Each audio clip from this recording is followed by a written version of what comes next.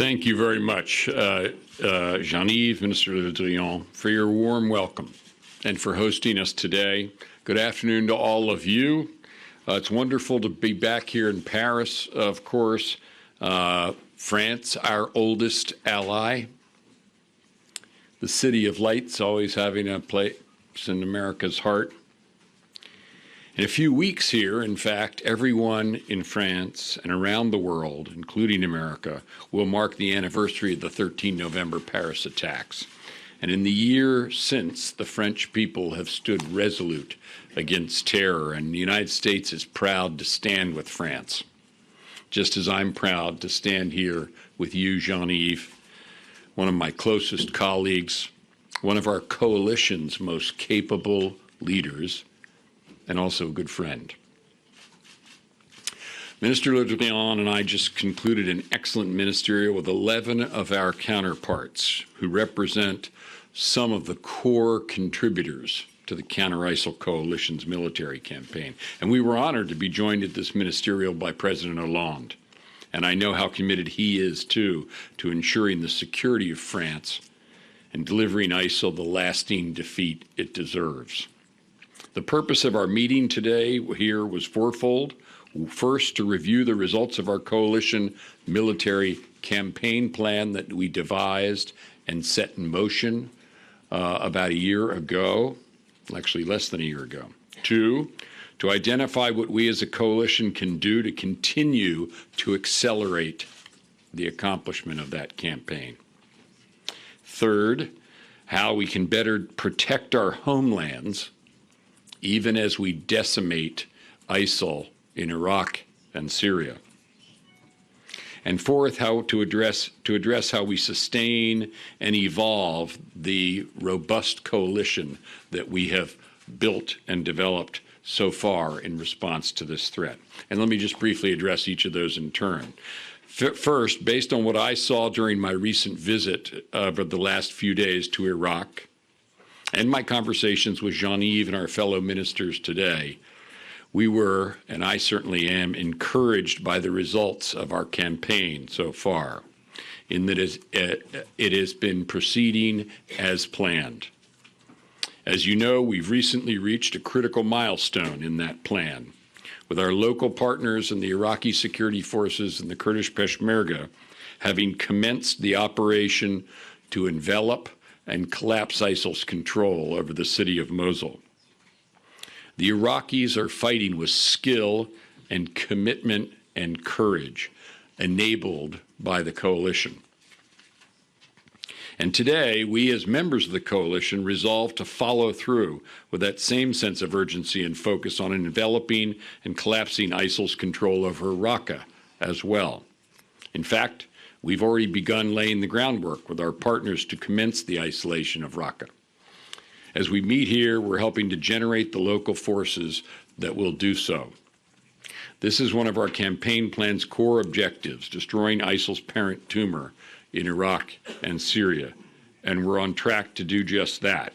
And as Jean-Yves mentioned, we're working also in the area and have successfully worked in the area of Manbij, Dabiq, other locations in Syria. I also want to commend Turkish forces and local forces with whom they and we have worked to help seal their border because Turkey also has suffered from ISIL. Second, as we've done every time we've met as coalition defense ministers, we looked at whether and what additional capabilities may be needed to seize emerging opportunities and further accelerate the certain and lasting defeat of ISIL. For example, we already know that there may be additional requirements for more trainers, not only for Iraqi security forces, but particularly for local police and border forces.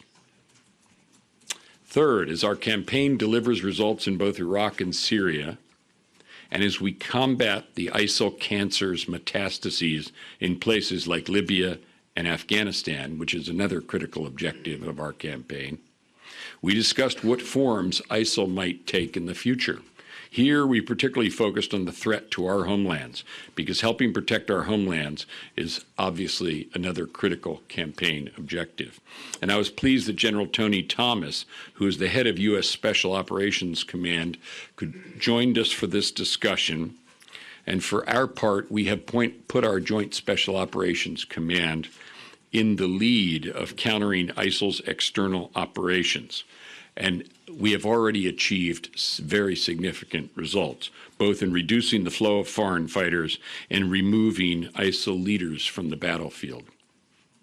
But we need to do more, and that's why we also discussed our responsibilities as defense ministers to help protect our homelands by working closely with our diplomatic, intelligence, law enforcement, and homeland security partners. And we shared best practices and ideas for how each of our countries can improve.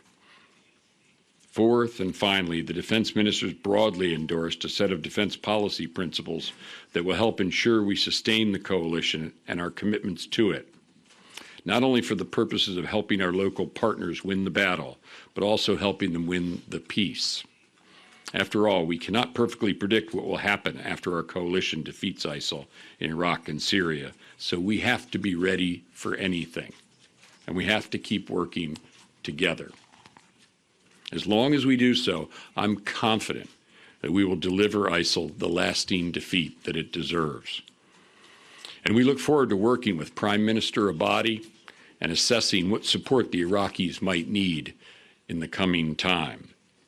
Now, obviously, countering ISIL was foremost on my and Jean-Yves' minds today, but our relationship is much broader and deeper than this one issue.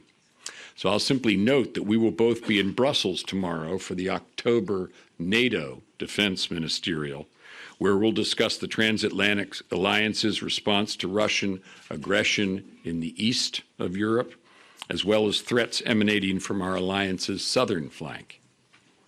And I'm pleased to say that we'll be continuing these conversations and more next month when Jean-Yves comes to visit Washington, D.C., where we'll take steps to institutionalize the stronger, a yet stronger France-U.S. defense relationship that the two of us have built. I'm very much looking forward to that, Jean-Yves.